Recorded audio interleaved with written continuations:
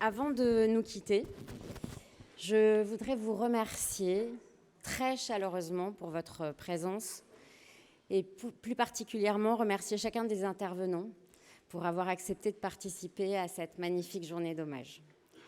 J'ai bien sûr une pensée appuyée pour Sciences Po et l'OFCE, pour Mathias Vichra, Xavier Rago et tous ceux qui, de près ou de loin, ont permis la réalisation de cette journée qui restera gravée dans nos mémoires et dans nos cœurs. C'est donc avec beaucoup d'émotion que je m'exprime devant vous ce soir. Et pour reprendre une expression de mon frère, David, lors d'un hommage à notre père le 30 septembre dernier à New York, je marche dans tes pas. Car marcher dans les pas de mon père, c'est pour moi la question de la transmission, qui est un honneur, un privilège, et dont je mesure dans cet amphi Boutmy l'importance. Ceux qui ont fréquenté cet amphi savent à quel point il est le cœur de Sciences Po, tant il a vu passer les plus grands professeurs et intellectuels du monde entier.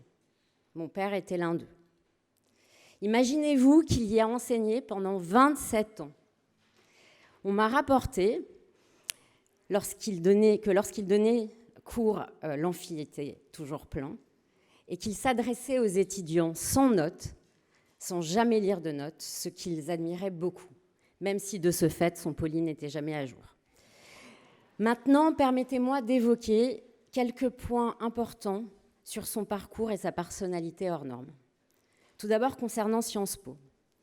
L'équité, la justice sociale lui tenait particulièrement à cœur et a guidé 2 de ses actions majeures en faveur des étudiants.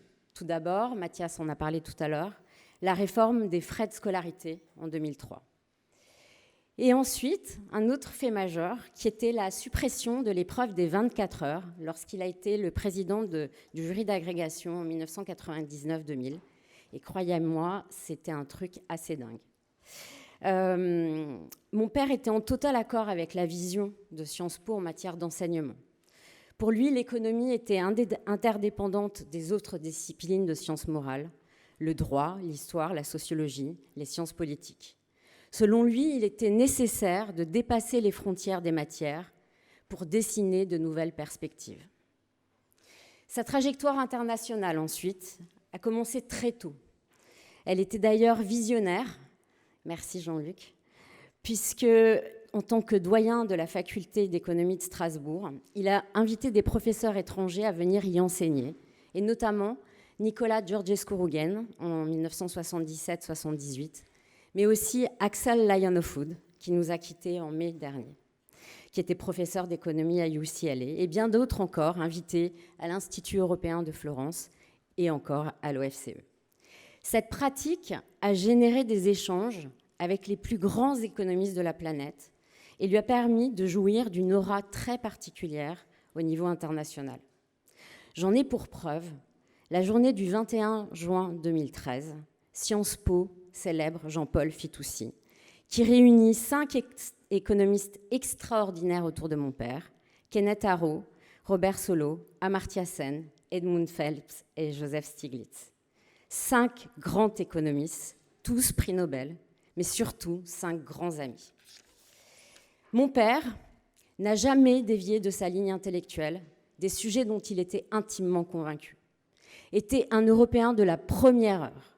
Mais pour lui, l'Europe était d'abord politique. Elle devait prévaloir sur toute Europe économique. Et on sait aujourd'hui à quel point il avait raison. Il a eu la pédagogie pour intégrer l'économie dans le débat public, mais pas que, dans la famille aussi. Nous avons beaucoup débattu. Il voulait aider les gens à réfléchir sans dogmatisme, mais au contraire, analyser la réalité afin d'en tirer des enseignements. C'était un keynésien. Que n'ai-je entendu à propos du fait que mon père était keynésien.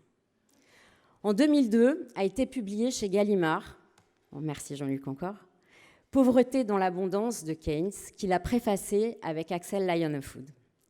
Mon père écrit de Keynes, je cite, « Les essais montrent que Keynes était un lutteur intellectuel, non seulement au sens où il applique une grande énergie à vouloir faire triompher ses propres idées, mais en ce qu'il était persuadé de leur justesse et de l'importance de leur victoire pour l'avenir du monde. » Une citation sous forme d'autobiographie pour moi.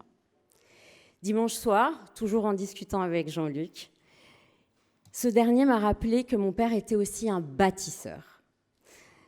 À l'origine de la création du BETA à Strasbourg, le Bureau d'économie théorique et appliquée, qui a fêté d'ailleurs dernièrement ses 50 ans. Il a créé aussi la faculté d'économie de Strasbourg, a fondé le département d'économie à l'Institut européen de Florence. Pendant de très longues années, il fut le secrétaire général de l'Association internationale des sciences économiques. Pendant 20 ans que dura sa présidence à l'OFCE, c'est à lui que revient le fait de lui avoir offert un rayonnement international et le prestige qu'on lui connaît. Il a ouvert un département de l'OFCE à Nice et aussi est à l'origine de la création du département d'économie à Sciences Po. Pour conclure, j'aimerais un instant vous parler non plus du professeur émérite, mais du père et du grand-père qu'il était, de l'homme et des valeurs qu'il défendait et qui ont façonné sa trajectoire si exceptionnelle. D'une profonde humanité, d'une gentillesse qui faisait l'admiration de tous, il a eu pour nous, sa famille, pour notre mère, mon frère et moi et ses petits-enfants, Noah, Lola, Sacha et Solal, un amour inconditionnel.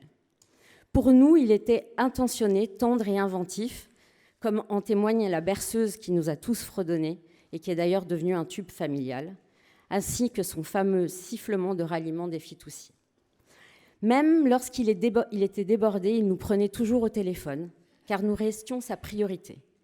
Disponible, son écoute était à la fois bienveillante et tolérante, et avec lui, nous pouvions aborder tous les sujets et avoir des discussions sur tout. Il était mon interlocuteur préféré. Il avait une très grande empathie et beaucoup d'humour, d'un naturel optimiste. Pour lui, l'espérance avait une très grande valeur.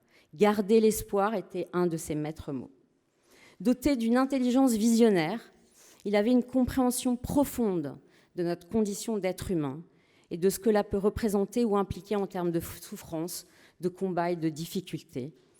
C'est ce qui lui a permis d'ailleurs d'approcher la théorie économique avec cette acuité si particulière, j'ai nommé le sens du réel.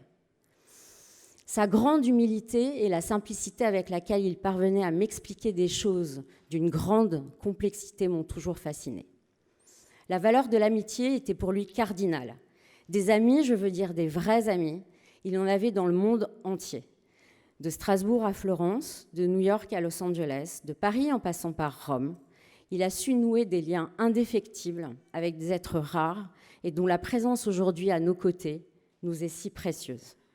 Et s'il y a une chose dont nous, sa famille, devons lui être infiniment reconnaissants, c'est de nous avoir permis d'évoluer dans un univers aussi riche intellectuellement.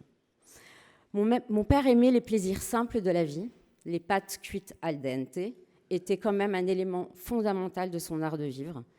Il adorait la musique, ça le mettait en joie. Il aimait beaucoup la science-fiction, ses livres préférés, 1984 d'Orwell, Le meilleur des mondes d'Aldous Huxley, Chroniques martiennes et Fahrenheit 451 de Ray Bradbury, des ouvrages qu'il tenait tant à partager avec nous et dont il aimait discuter. Je finirai par ceci. La question de la traduction fidèle de la pensée par le langage a toujours été essentielle pour mon père.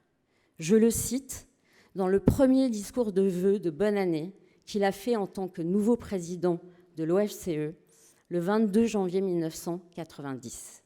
Il disait « L'écriture comme la parole sont la manifestation de la volonté de communiquer. Que la clarté était donc une courtoisie que l'on devait à ceux dont on souhaitait se faire entendre. » Dans son dernier livre, intitulé « Comme on nous parle, l'emprise de la novlangue sur nos sociétés », mon père précise sa pensée, je le cite. « Effacer un mot, c'est comme jeter des livres et amputer de milliards de combinaisons notre capacité à nous faire comprendre. Rien ne saurait le justifier. C'est une violence que d'être privé d'un concept pour exprimer sa pensée. Au bout du chemin, c'est la pensée elle-même qui rétrécit. Lorsque les mots pour le dire manquent, eh bien on ne dit pas, ou on dit autre chose que ce qu'on voulait dire. Cet héritage, son héritage, je le porte désormais en moi. Il a une telle valeur d'exemple à mes yeux qu'avec mes mots à moi, je formule l'espoir de toujours parvenir à m'exprimer le plus clairement possible et préciser ma pensée, et ce, en toute occasion. Je marche dans tes pas, papa.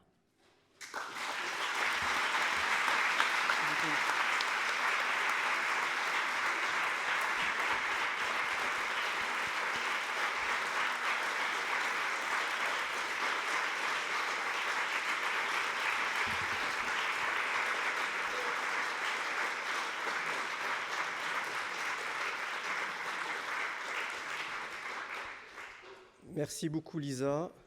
Cette journée était très bien organisée, sauf la gestion du temps, mais ça, c'est notre responsabilité à tous, économistes. Et toute la partie administrative était très bien organisée grâce à ceux que je voudrais remercier maintenant, qui sont les services de Sciences Po. Je pense à Caroline Alain, Thomas Larrivé, qui ont fait les vidéos, et surtout à beaucoup d'équipes administratives de Sciences Po et de l'OFCE. Il y a une personne qui a mis une énergie extrême dans l'organisation de cet événement, aussi bien que c'était le mariage de son fils, pour tout vous dire, ou de sa fille. Et c'est Corinne Alouche, et je voudrais la remercier là. Merci.